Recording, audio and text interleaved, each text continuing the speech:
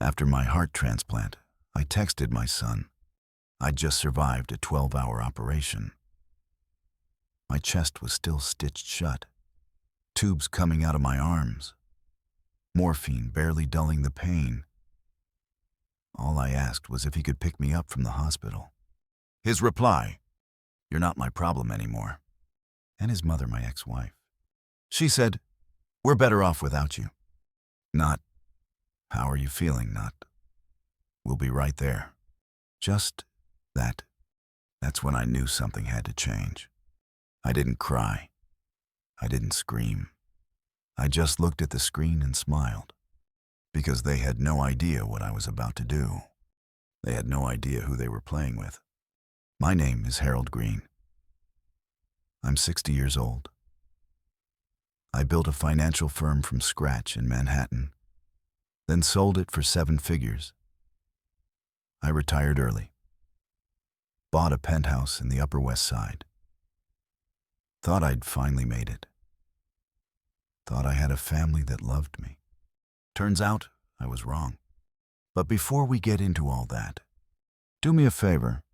If this story hits you in the gut, and it will go ahead and subscribe, like, comment, do all the things. Because what you're about to hear, it's not just my story. It's a blueprint, a warning, and maybe, just maybe, a wake-up call. So let me take you back to where this really started. It wasn't the text. That came later. It started a few years ago, in the quiet moments, the overlooked ones, the kind that sneak past you when you're busy just surviving. Back then, I was still in decent shape. 60, but active. Kept a routine. Morning walks in Central Park, weekly lunches at Cipriani, the kind of retirement people dream about. But my body had started whispering things I didn't want to hear. Random fatigue, a burning tightness in my chest, lightheaded spells when I stood up too fast. I chalked it up to age, stress, maybe too many years eating power lunches and skipping breakfast. Then one morning, I collapsed on the sidewalk outside my building, right there on 72nd Street. One second I was hailing a cab. Next second, I was staring up at the sky. I woke up 3 days later in a hospital room, tubes running through me like I was some kind of human plumbing system. "You're lucky," the doctor said. "You flatlined for 37 seconds. They had me sign paperwork for a transplant the same afternoon. My heart was failing. Fast. I needed a donor match. And I needed it now. You'd think something like that would rally a family. You'd think my son Jake would have rushed to my side. You'd think my ex-wife, Lisa, would have at least called. But silence. Just silence. It's a funny thing. Lying there, wondering if you're going to die, and realizing the people you thought would care don't. I waited. Day 1. Day 2. Nothing. Not even a damn emoji. Meanwhile, I'm staring at a ceiling I don't recognize, listening to machines beep and whir, nurses coming in and out, smiling, checking monitors, asking how my pain was. And all I could think was, I built a life for them. I gave them everything. And when it mattered most, they vanished. I survived the transplant. Barely. The surgery took 11 hours. I coded once on the table. They cracked my chest open and brought me back from the edge. And even after all that, not one message from Jake, not one hang in there. Dad, not even a hope you're okay. 2 weeks went by. Then, the morning I was set to be discharged, I finally worked up the nerve to text them. Just a simple line. "Hey, I'm coming home today. Can someone pick me up?"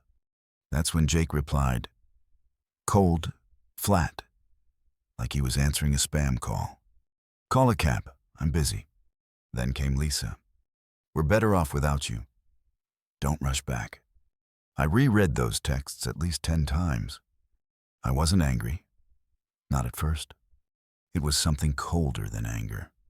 Something sharper, like a blade sliding between the ribs.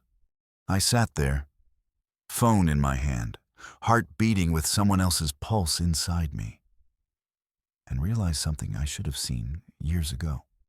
They never loved me. Not really. They loved what I gave them. The money, the apartment, the dinners, the safety net. But me, Harold, I was just useful. And now that I wasn't useful, I was disposable. That was the moment it shifted. That was when I decided to stop being their backup plan. That was the moment I decided to burn everything down, but not with fire. No. That would have been too easy. I was going to use the tools they never expected. Strategy. Timing. And the one thing they forgot, I still had. Control. You won't believe what came next. But trust me, it was beautiful. Stay with me. Part 2's where it all begins. People don't just wake up one day and decide to hurt you. They drift, 1 inch at a time. And the saddest part, you don't even notice it until you're staring at the end of a rope you tied for them to climb. And they're using it to hang you. Jake wasn't always like that. He was a good kid. Bright, curious, sensitive, even. He used to fall asleep with his little hand curled around my pinky finger. Used to beg me to read him the same dinosaur book over and over again. Used to tell me I was his hero, and I believed him. I believed every word. That's the part that gets you. Not the betrayal. The memory of who they used to be. Jake was 6 when Lisa and I divorced. We tried to keep it civil, tried to make sure he felt safe. I gave Lisa the apartment, paid for everything: school, clothes, vacations, made sure Jake never felt the split. But I suppose comfort comes at a cost. By the time he was 16, Jake had stopped asking how my day was. He stopped showing up on weekends. He started calling me by my first name instead of Dad. Harold, can I borrow your Amex? Not, can I see you? Not, can we talk? Just Harold. Money. Lisa didn't help. She saw the checks, not the effort. Her favorite phrase, well, you owe me, don't you? She never got remarried. Not officially. But she liked the security of being Harold Green's ex-wife. She loved that last name. Used it like a backstage pass. Book clubs, spa memberships, board fundraisers. I was married to Harold Green. It opened doors, got her discounts, gave her status. I never said a word. Because when you've spent your whole life building bridges, you convince yourself it's your job to carry the weight, even when they're burning behind you. After I sold the firm, I bought the penthouse. Jake was 24 at the time. Fresh out of a graphic design program he never finished. He moved in, said it was temporary. Just until I land something solid. I said sure. 3 years later, he was still there. No job, no rent. He gamed all night, slept all day, said he was freelancing. I looked into it. He'd made $70 designing a t-shirt for a podcast that got canceled after episode 2. Lisa stopped by all the time. Said she was checking in. She drank my wine, used my hot tub. Started storing her clothes in my guest closet. And every time I brought up boundaries, I became the bad guy. Why are you so uptight? Harold, this is Jake's home too. We're family. Funny word, that one. Family. They used it like a crowbar. Every time I tried to push back, they pried it open with guilt. And still I stayed quiet. Still, I paid for everything. I paid for Jake's startup idea. He said he wanted to create an app that helped people find the vibe of a restaurant before they went. It bombed in 4 months. I paid off the debts. I paid for Lisa's dental surgery, for Jake's gaming rig, for their groceries, their Uber Eats, their streaming subscriptions. I paid for it all. And not once did either of them say, "Thank you." Not once. Because somewhere along the way, gratitude got replaced by entitlement. Somewhere along the way, love became a transaction.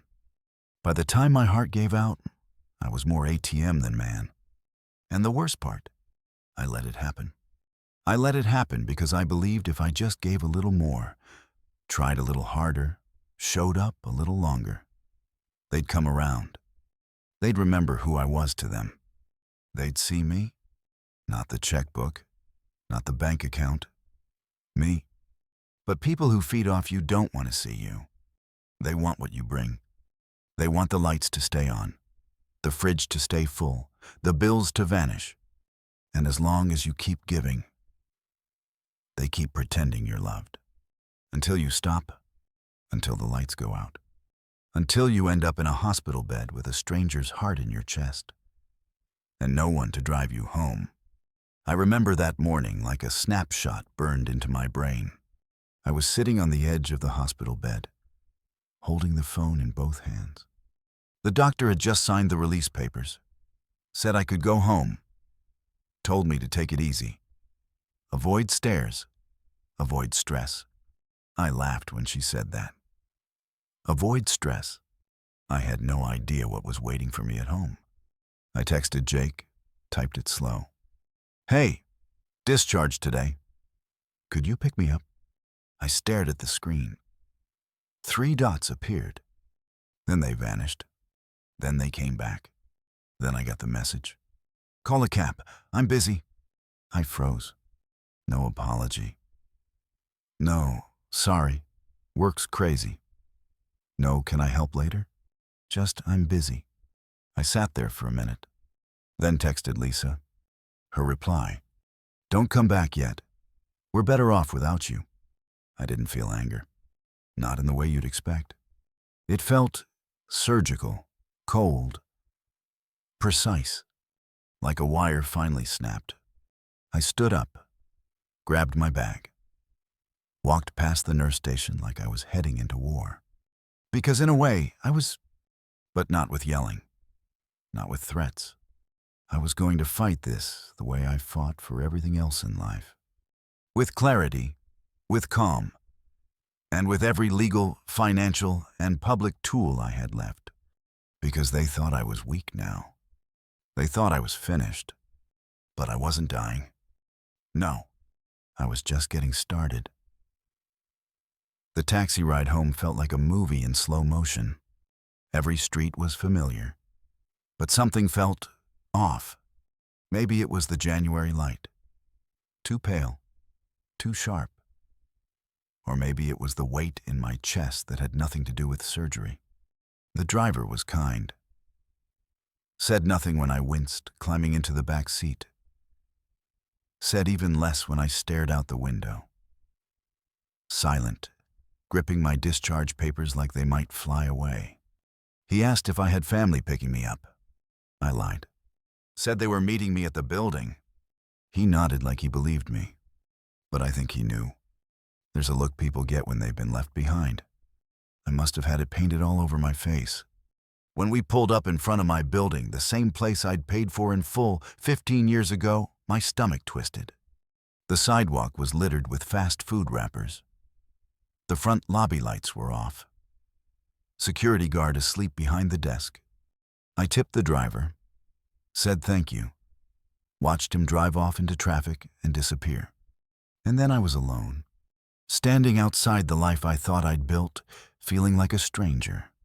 The elevator groaned as it lifted me toward the penthouse. My fingers trembled when I reached for my keys. The door opened with a soft click, and I froze. The smell hit first. Old pizza, burnt candles, weed. The floors were sticky. My Persian rug ruined. My living room looked like it had hosted a frat party for a week straight. Beer cans, video game controllers, laundry on the floor. I stepped over a pile of half-eaten takeout and stared at the TV. Paused on some shooter game. Gunshots frozen mid-screen. Jake's gaming headset lay on the couch. Not folded, not put away, just tossed. The pillows were stained, the furniture scratched. I moved toward the kitchen.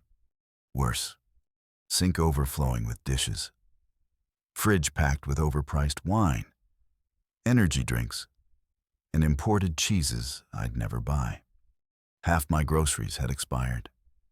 Mold on the bread, rotting fruit. And then I saw it, the bottle of scotch I'd been saving. 30 years old. My retirement gift to myself. Empty. The rage didn't come. Just a cold, sinking silence. Like drowning without the panic. I walked down the hallway, steady, not even breathing. Past the photos lining the walls, me and Jake fishing in Montauk. Lisa and I in front of the Eiffel Tower. Back when we still believed in forever. Every frame, a reminder of the fool I'd been. I opened the door to my study, or at least it used to be. Now it was storage. Boxes everywhere. Lisa's scarves, Jake's old tech junk, printer cables, random furniture. They'd taken the room where I used to read Think, Escape, and turned it into a junkyard. My desk was buried beneath their mess. My books shoved into the closet like clutter. The safe still hidden behind the painting was the only thing untouched. Funny, that safe held the only thing that still belonged to me. I closed the door, sat in the hallway, and just stared. 40 years. 40 years of putting everyone first. Of swallowing my own needs, of paying, fixing, covering, compromising. And this was the thanks. I died for 30 seconds on an operating table. And they'd thrown a party. That was the moment something inside me finally cracked. But not in the way you'd think. I didn't yell. I didn't throw anything. I didn't even cry. I got up, took a shower, got dressed, and made myself a cup of coffee. It wasn't about revenge. Not yet. It was about clarity. For the first time in years, I could see things clearly. They didn't love me. Not really. They loved comfort. They loved access. They loved the lifestyle I provided. And they assumed I'd keep doing it. Forever. Because I always had. Because I always folded. Because they never thought I'd walk away. But they were wrong. Dead wrong. I sat at the kitchen table with that cheap mug in my hand and wrote down a list, not of what they'd done to me, but of what I'd allowed. Every compromise. Every time I said yes when I wanted to say no. Every time I paid, ignored, forgave, justified. That list was longer than I expected. It was sobering. Like looking in a mirror and finally admitting the truth. You weren't just used, Harold. You volunteered. That was the hardest part. Knowing I let it happen. Knowing I kept the machine running, even as it chewed me up. But not anymore. I stood up, walked back to my study, moved the boxes off my safe, punched in the code Jake's birthday. How poetic. And there it was. My original will. Neat, clean, signed years ago. It said everything would go to Lisa and Jake. The penthouse, the stocks, the trust, my retirement account, my entire estate, every single thing. I stared at that page, numb. And then I did something I should have done a long time ago. I pulled out my phone, searched for estate lawyers in New York, found the highest rated one, Hale and Associates. I called. A calm voice answered. Good afternoon, Hale and Associates. My name is Harold Green. I said, I'd like to schedule an urgent consultation. Of course, Mr. Green. What's the matter? I need to rewrite my will. A pause. Then we can see you tomorrow. Perfect. Because tomorrow, everything changes. The next morning, I woke up before the sun. No alarms, no noise, just stillness. For the first time in weeks, my body didn't ache from the surgery. It ached from clarity. A good kind of ache. The kind that told me something had shifted inside me. And there was no going back. I made myself breakfast. Quietly.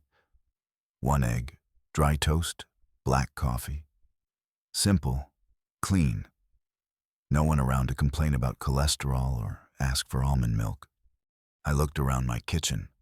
Still a disaster from their chaos. But now, it didn't bother me. Because soon, it wouldn't be my problem. The meeting with Hale and Associates was scheduled for 9 o'clock sharp. I took a cab downtown. No more relying on anyone else. My body moved slower, but my mind had never been sharper. When I arrived, the receptionist greeted me by name. Mr. Green? Welcome. Mr. Hale is expecting you. The office was elegant, understated, serious. Leather chairs, polished wood floors, soft jazz playing in the background. It smelled like power and precision. Exactly what I needed. Jonathan Hale was in his 50s. Silver hair, crisp suit, eyes that read people before they spoke. Mr. Green, he said, rising to shake my hand. How can we help? I sat across from him and placed my current will on the desk. I want to destroy this, I said, and write something new, something final. He scanned the document quickly, then looked back at me. No heirs. I smiled. Oh, there are heirs. But they've already inherited enough. My money, my home, my time, my patience. He didn't flinch, just nodded. Tell me what happened. So I did. I told him everything. The surgery, the silence, the texts, the apartment I returned to, the mess, the disrespect, the study filled with boxes, the scotch, the photos, the absence of care, and how I realized that the people I'd spent my life serving didn't deserve a dime. He listened without judgment. When I finished, he tapped his pen against the desk once, then said, All right, I asked. Yes. We can absolutely restructure everything. You want to leave it to charity? I nodded. Not just any charity. The American Heart Foundation. They saved my life when my own family couldn't bother to text. He opened his laptop. Then we'll draft a charitable remainder trust. You'll retain full access to your assets while alive. Upon your passing, everything transfers to the foundation. Good, I said, but I want more than paperwork. He raised an eyebrow. I want this public. A pause. You want to make a statement, he said. No, I replied. I want to start a movement. I leaned forward. My story isn't just about revenge. It's about awakening. People need to see what happens when love becomes entitlement, when giving becomes expected, when silence becomes a weapon. He nodded slowly, understanding now. We've worked with public figures before. We can connect you with a media coordinator from the foundation. She'll know how to position this. I don't want drama, I said. I want truth. Let the facts do the talking. He smiled. You're not angry. Mr. Green, you're deliberate. That makes you dangerous. I'm not trying to hurt them, I said. I'm just done protecting them from themselves. By the end of that meeting, the first draft of my new estate plan was done. Every line reviewed, every clause watertight. Lisa and Jake completely removed. The house, the investments, the trusts, the royalties. Every penny would go to research, housing support, and education for families with cardiac patients. People who show up when it matters. I signed 3 witnesses, 1 notary. Just like that. 40 years of sacrifice was redirected towards something that might actually make a difference. And that night, I slept peacefully for the first time in months. No guilt, no second guessing, only purpose. But I wasn't done yet. The legal side was complete. The justice, in progress. Now came the exposure. I didn't want to hide in silence anymore. I wanted people to know why. Because if I could give someone else the courage to stop being used, then maybe all this pain would mean something. So the next morning, I called the foundation, spoke to a woman named Rebecca Mills, media coordinator, quick voice, smart mind. I told her my story. She didn't say much at first, just listened. When I finished, she said softly, "Mr. Green, your story could change lives." "That's the idea," I said. She cleared her throat. "Would you be open to a television interview?" "A personal piece. I think this could resonate on a national level." "Whatever it takes," I said. "But I'm not interested in pity. I want impact." She laughed gently. "You'll get both." Within hours, she'd lined up a slot on morning television.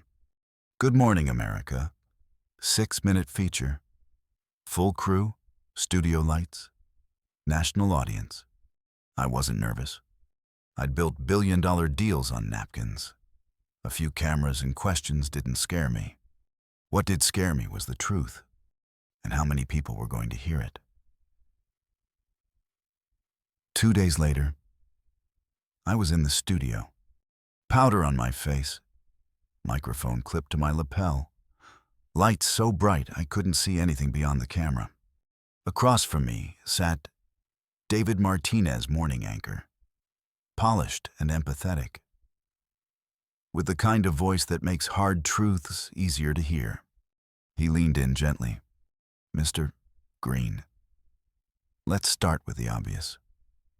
You recently rewrote your will, leaving nothing to your family. Why?" I looked directly into the lens, into the eyes of whoever needed to hear it. "I died for 30 seconds on an operating table," I said. "And in those 30 seconds, the people I loved the most showed me who they really were." David didn't interrupt. I continued. "I asked my son to pick me up from the hospital. He told me to call a cab, said he was too busy. My ex-wife. She said not to come back, that life was better without me." He blinked. Once. The control cracked for just a second. "I'd just survived open-heart surgery," I said. And they couldn't be bothered to reply with kindness, not even with decency. Silence filled the room. The kind that wraps around a truth so tight it can't be ignored. David cleared his throat. "And so, you gave everything away." I nodded. "My penthouse, my savings, my investments, all of it. I left it to the American Heart Foundation because they showed up when my own family didn't." The camera panned out, cut to a photo of me in the hospital bed, pale and bruised, tubes everywhere. Then to a text overlay of Jake's message, "Call a cab. I'm busy?" Then Lisa's, "We're better off without you." No commentary, no dramatic music, just truth, raw, undeniable. By the time I left the studio, my phone was already buzzing. Rebecca called as I stepped into the sunlight. "It's live," she said, "and it's spreading." She wasn't wrong. By that evening, the clip had been viewed over 2 million times. By morning, 10 million. Hashtags exploded. Noors were heartless heirs. Call a cab. Marge Harold Green deserved better. The comments poured in.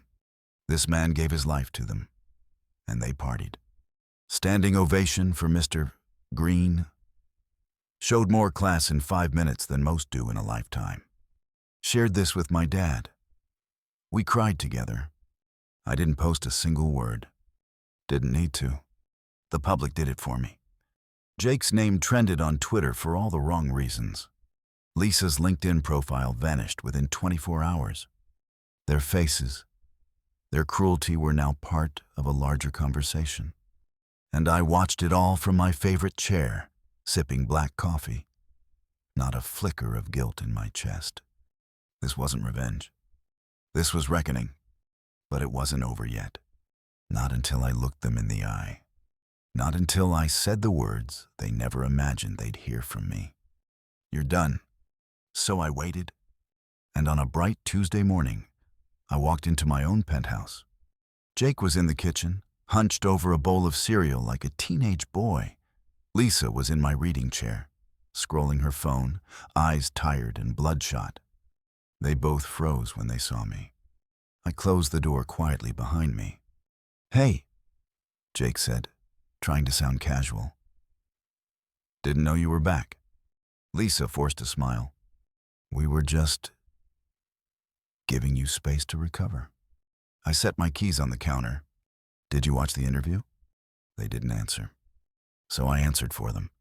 60 million views, I said. Hundreds of thousands of comments. Emails from strangers. Flowers from people I've never met. Jake shifted in his seat. "It's all out of context." "No," I said calmly. "It's exactly in context. For the first time, people see the truth." Lisa stood up, hands shaking. "We were hurt, scared. We didn't know how to handle it. You handled it by getting drunk and trashing my house," I said. "By turning my study into storage. By stealing my scotch. By vanishing." Jake slammed his spoon down. "This is our home, too." I looked at him. "When was the last time you paid a bill? Bought groceries? Took responsibility for anything other than blaming me?" Silence. "Exactly." Lisa took a step toward me. "We can fix this. We can talk to the media, explain things. Say it was a misunderstanding." I laughed. A slow, bitter sound I didn't recognize as mine. "You don't get to spin this. Not anymore." She paled. I walked to the dining table, opened a folder, pulled out the letter. "Here's what's going to happen. You have 24 hours to leave." Jake's jaw dropped. "You can't be serious." "I'm deadly serious," I said. "The deed is in my name. The trust is dissolved. The locks will be changed tomorrow." Lisa's voice cracked. "Where will we go?" I shrugged. "Not my problem. Maybe call a cab." Jake looked at me like I was a stranger. "Dad, don't call me that," I said. "Not now." They stood there, stunned, and I walked past them, past the mess, past the years of resentment, past every compromise I'd made for people who never saw me. I sat in the one clean chair left, crossed my legs, and waited for them to pack. No yelling, no chaos, just closure. By nightfall, they were gone. The apartment was quiet again. For the first time in decades, it felt like mine. And I knew deep down this wasn't the end. It was the start of something better. They didn't say goodbye when they left. No apology. No thank you. Not even a final insult. Just slammed drawers, the scuff of boxes, and a door that clicked shut without ceremony. It was almost poetic. Two people who had taken up so much space in my life, slipping out without a trace. I stood by the window, coffee in hand, watching them carry the last of their things to the curb. Jake's monitor, Lisa's designer suitcase, a printer they hadn't used in years. Every step looked heavier than the last. They tried not to look back, but they did. Twice. And I didn't wave. I didn't gloat. I just watched. Because the truth is, when you finally stop rescuing the people who drown themselves, peace shows up in the quietest ways. Later that night, the silence was almost unfamiliar. No TV blasting through the walls. No smell of Lisa's candles or Jake's leftover takeout. Just quiet. I walked through each room, slowly, turning off lights, picking up scraps of what they'd left behind.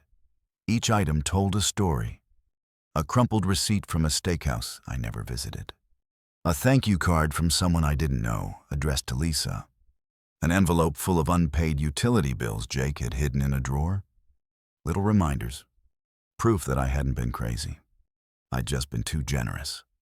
I opened my laptop and logged onto the Foundation's page. The donation was now public. There was a photo of me standing with Rebecca, smiling. The caption read, "From heartbreak to heart health, a donor who turned pain into purpose." Beneath it were hundreds of comments. Messages from survivors, from nurses, from daughters who'd watched their own fathers get taken for granted. One woman wrote, "You gave me the courage to set boundaries with my grown kids. Thank you." Another said, "My dad died waiting for a call from me. Your story made me change that."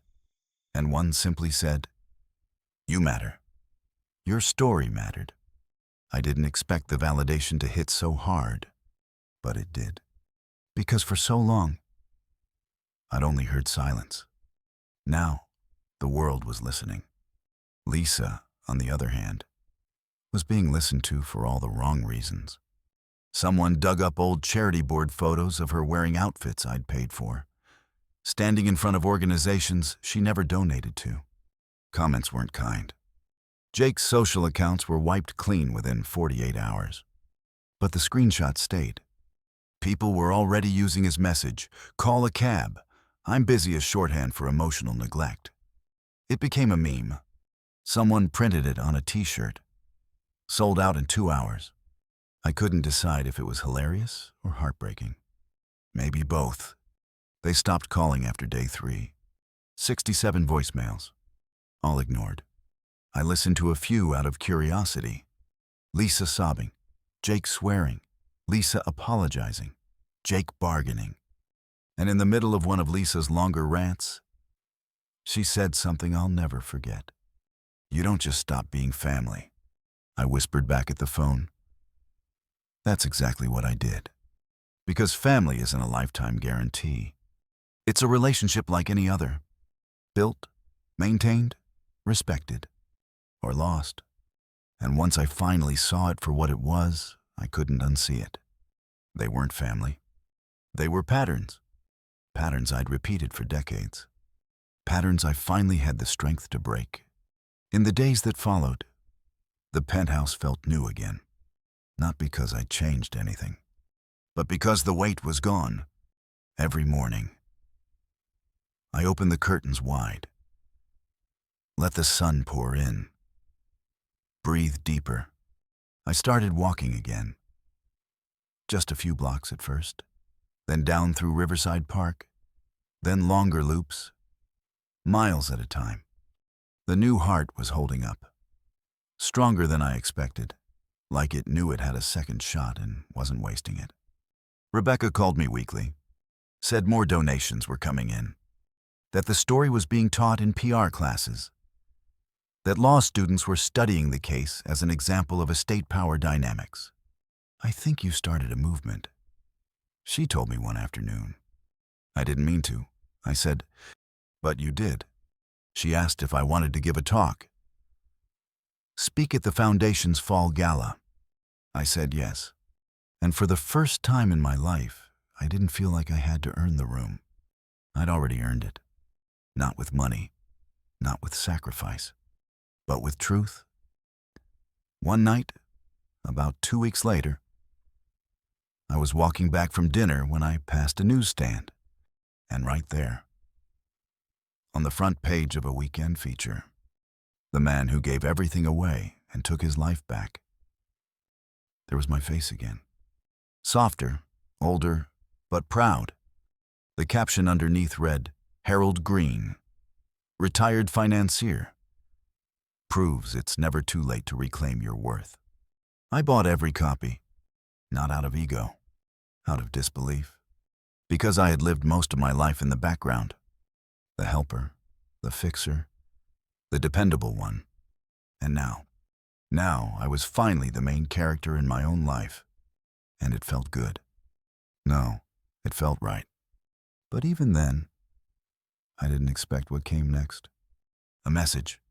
Not from Lisa, not from Jake, but from someone unexpected, someone I hadn't seen in over 6 months.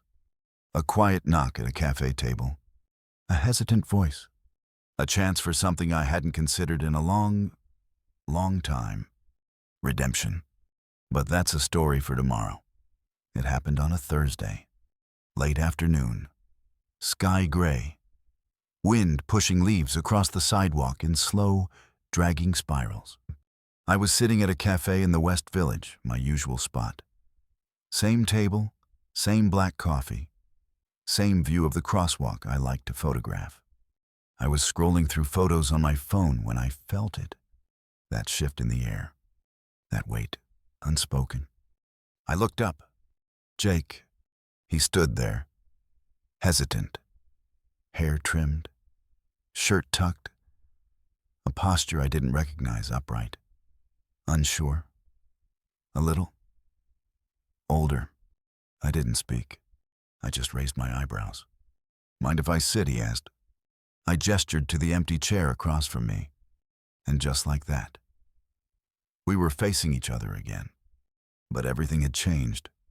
I saw the piece in the Times. He said, the photo was good. I replied, they caught my better side. He smiled, but it didn't reach his eyes. There was no performance in him now. No lazy deflection. Just wait. I got a job, he said, at a small agency downtown. I do graphics for local businesses. I pay rent.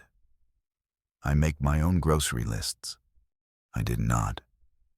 I just listened. I even learned to cook.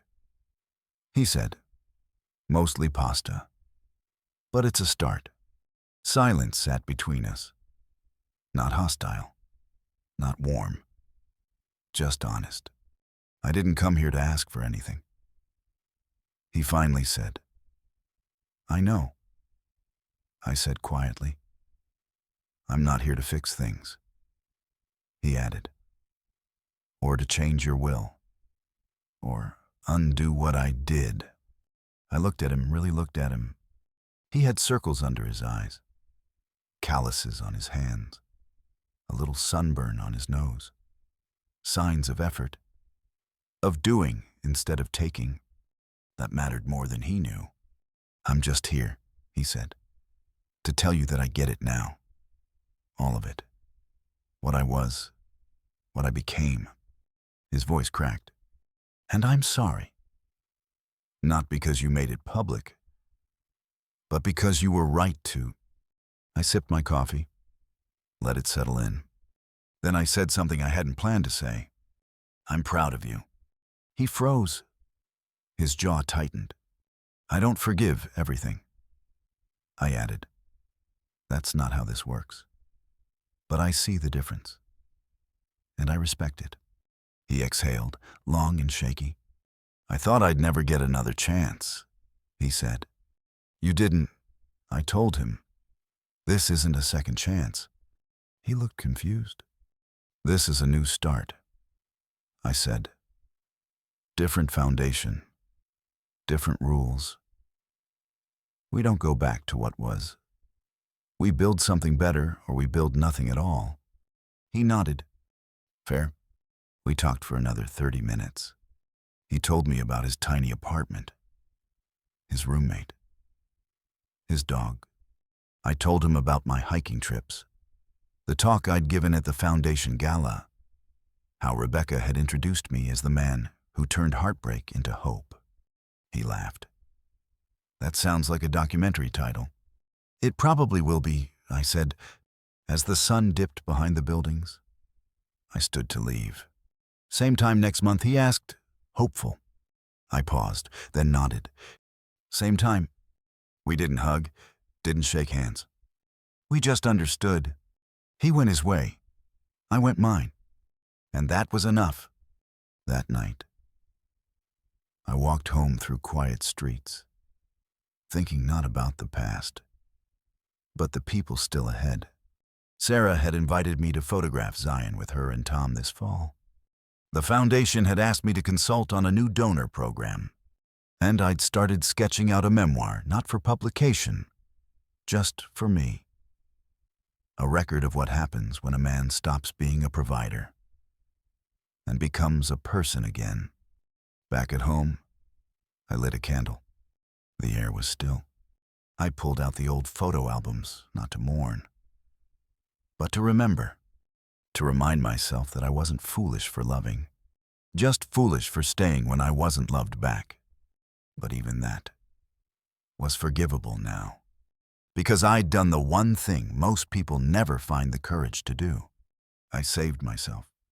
Not dramatically, not with fire or fists, but with clarity, with silence, with ink on paper, with the power to say, enough, and that power that changes everything.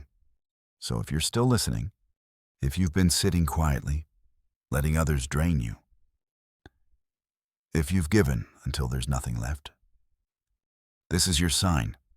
You're allowed to leave. You're allowed to reclaim. You're allowed to choose yourself.